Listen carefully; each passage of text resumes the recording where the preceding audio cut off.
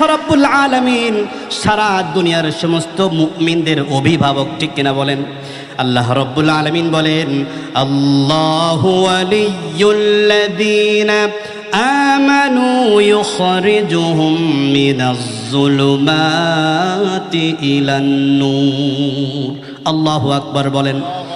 আল্লাহ রাব্বুল আলামিন বলছেন, আল্লাহু ওয়ালিয়্যুল্লাযীনা আমানু, আল্লাহ হচ্ছেন ঈমানদারদের অভিভাবক। আর আল্লাহর কাজ হলো ইউখরিজুহুম মিনাজ যুলুমাতি ইলান নূর, আল্লাহর কাজ হলো মানুষদেরকে অন্ধকার থেকে আলোর দিকে নিয়ে আসা, ঠিক কিনা বলেন? আল্লাহ পাকের কাজ হলো বান্দাদেরকে হেদায়াত দেয়া, অন্ধকার থেকে আলোর পথ দেখানো।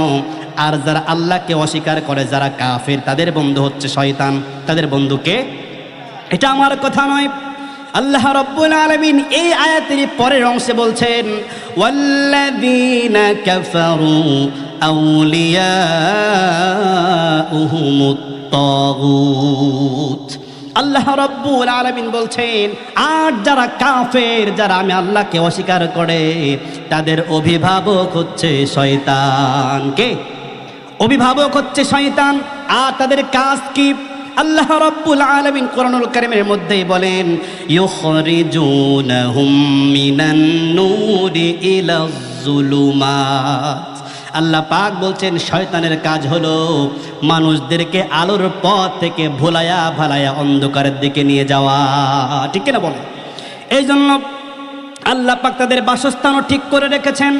যারা নাকি শয়তানের কথা শুনে শয়তানকে অভিভাবক বানাবে, আল্লাহ রাব্বুল আলামিন তাদের ব্যাপারে বলেন, উলাইকা আসহাবুন নারি হুম ফিহা খালিদুন। আল্লাহু আকবার বলেন।